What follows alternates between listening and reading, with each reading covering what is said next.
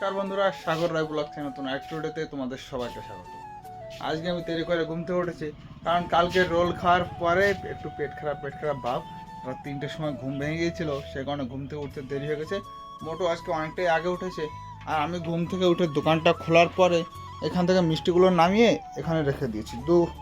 দুই খোলা মিষ্টি এখানে আছে, 2 খোলা রাজভোগ। আর ঢেকে রেখেছি কারণ কি, কালকে যে মিষ্টি নিতে চেয়েছিল সেই লোকটা আজকে মিষ্টি নিতে আসবে, কালকে আসেনি। তো ওটা যদি দেখে তাহলে ও কেননা ওই 2 খোলা নিয়ে গেল, তারপরে এই 2 খোলা বেশি পুরনো হয়ে যাবে, সেই কারণে ঢেকে রেখেছি।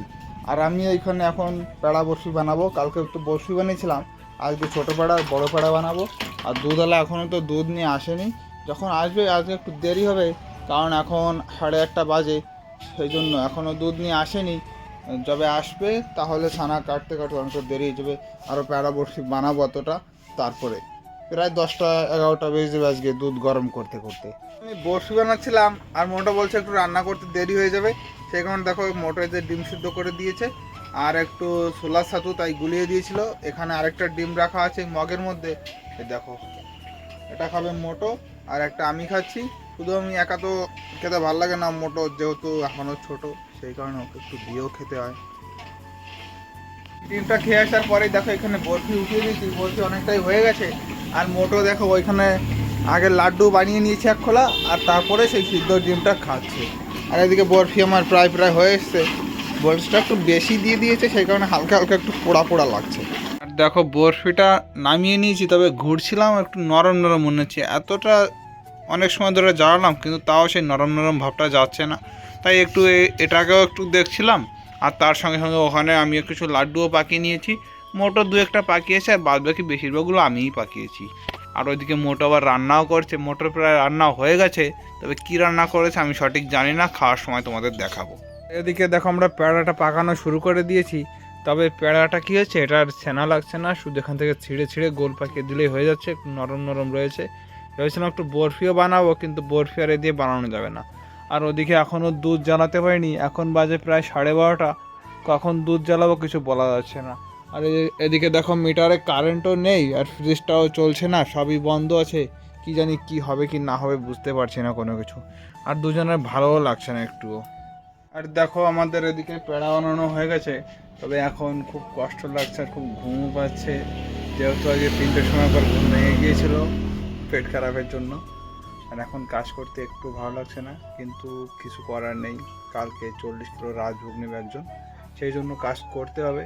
কথা বলতে ভালো লাগছে না, কিন্তু কী করবো বলো, ভিডিও যখন করি ভিডিও করতে তোমাদের একটু দেখাতে হবে, তা নাহলে ভিডিও করার মানে কী হলো। তো চলো দুধটা জ্বালাই, ছানাটা কাটি, তারপরে কথা বলি। আর তারপরে আমি এদিকে দুধ জ্বালানো শুরু করে দিয়েছি। আর দেখো এই কড়াইতে যে রাজভোগগুলো ছিল সেগুলো এইমাত্রই নিয়ে গেল। আর কালকের কাজ যেগুলো বানিয়েছি সেটা দেখো এইখানে কটা রেখেছি আর ওই গামলায় কটা রেখেছি। উনি আজকে বলছে যে এই যে নিয়ে গেল সেই আবার বিকালবেলা আসবে, কিন্তু 38 কিলো নেবে, এনে পুরো 38 কিলো হবে না, 32 কি 35 কেজি হতে পারে। সেই কারণে আজকেও এখান থেকে 1 খোলা রাজভোগ করবো, আর 1 খোলা কাজ করতেও পারি নাও করতে পারি, এখনও বলা যাচ্ছে না, যদি ভালো লাগে অবশ্যই কেননা করে ফেললাম। আর দুধ জ্বালানোর পরে বন্ধুরা ছানাটা না কেটে আমি ঘুমিয়ে পড়েছিলাম, আমার একদমই ভালো লাগছিল না। আর মোটো বসেছিল, আর মোটো জল কেটেছে, মোটো সব কিছু ছানা ঝুলিয়েও দেখছে ওইখানে দেখো। আর আমি ঘুম থেকে উঠেছি, মোটো কটা ভাত খাইয়ে দিচ্ছে, এখন একটু বসে আছি। আর আজকে না 1 খোলাই কাজ করবো, শুধু 1 খোলা রাজভোগ বানাবো, কারণ সন্ধ্যাবেলায় আবার যেতে হবে বাগনগরে, একটু মিষ্টি দিতেও হবে, আবার আমার নিজের জন্য কিছু দোকানের জন্য কিছু মিষ্টি আনতেও হবে। সেই জন্য 1 খোলা কাজ করবো, তাতে জলদি হয়ে যাবে, আর কোনো চাপ নেব না। আর তারপরে এখান থেকে একটা ট্রলে চাপার পরে ফেট দিয়ে দিয়েছিলাম, আর ফেট দেওয়ার পর দেখো মিষ্টি এখানে ছেড়ে দিয়েছি, আর মিষ্টি এখন প্রায় হয়ে গেছে, আর মিষ্টি প্রায় লাস্টের দিকে। এরপরে কি করব, ড্রামে মিষ্টি নিয়ে চলে যাবো বাগনগরে। আর বাগনগর থেকে আমি 2100 টাকার মিষ্টি নেবো, যে দোকানদার কাছ থেকে মিষ্টি আমি আনি সেই দোকানদার ওখানে রেখে গেছে, তো 2100 টাকা হয়েছে। আর যে দোকান আমি মিষ্টি দিতে যাবো সে নেবে 10 কেজি মিষ্টি, 1100 টাকার মিষ্টি নেবে। আর হচ্ছে 1000 টাকা আমার কাছ থেকে দিয়ে তারপরে মিষ্টিগুলো আনতে হবে। আর বাড়ি এসে মোটো রান্না করবে, এখন আর আমি স্নানও করবো না, তবে মোটো রেডি হয়ে যাবে, রেডি বলতে কি মোটর স্নান সব কিছু হয়ে গেছে, আমি এইভাবেই চলে যাবো যেভাবে মিষ্টি বানাচ্ছি, তারপরে এসে স্নান করে খেয়ে ঘুমিয়ে পড়বো।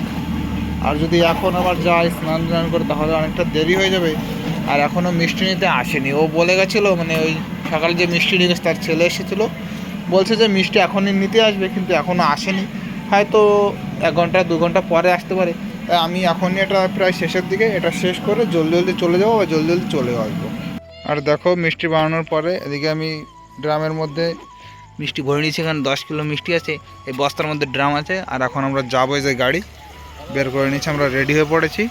এখন যাব, গিয়েও আর ভিডিও করব না, একবারে এসে তারপর ভিডিও করবো। আর ভেবেছিলাম কি মিষ্টি দিতে এসে তোমাদের আর ভিডিও করে দেখাবো না, তবে মিষ্টি দিতে এসে না দেখাতে পারলাম না। এ দেখো আগেরকার ড্রাম এটা, আর আজকের ড্রাম এটা খালি করেছি। আর এইখানে যে মিষ্টিগুলো আছে বস্তায়, এগুলো হচ্ছে আমি নিয়েছি।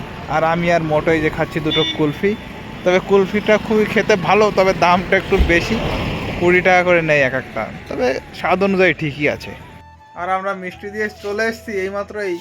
আর এসেই মোটর চলে গেছে রুটি বানাতে। আর আজকে শুধু রাত্রেবেলায় রুটিই বানাবে, কারণ সকালবেলাকার সোয়াবিনের তরকারি রয়েছে, সেই সোয়াবিনের তরকারি দিয়ে খেয়ে শুয়ে পড়বো। এখন আর অন্য কিছু রান্না করার সময় নেই। আর দেখো এত কিছু আনা হয়েছে আজকে। আর যে লোকটা মিষ্টি নেওয়ার কথা ছিল তাকে আমি ফোন করেছি, বললাম যে জলদি আসো মিষ্টি নিতে, কারণ আমাদের সব কিছু হয়ে গেছে, এখন আমরা ঘুমাবো। আদৌ আমি এখনও স্নান করিনি, স্নান করবো, খাবো দাবো, তারপর ঘুমাবো। এখনও প্রায় 1-1.5 ঘন্টা সময় লাগবে, প্রায় 11টা বেজে যাবে হয়তো ঘুমাতে ঘুমাতে। তাও যদি নিয়ে যায় তাহলে ঝামেলা থেকে মুক্তি পাবো, সেই কারণে ফোন করে দিয়েছি, হয়তো একটু পরেই এরা চলে আসবে। তাই বন্ধুরা ভিডিও আর বড় করব না, আজকের ভিডিও এখানেই শেষ করছি। সবাই ভালো থাকো, সুস্থ থাকো, আর আমার চ্যানেলটি একটু সাবস্ক্রাইব করো। বাই।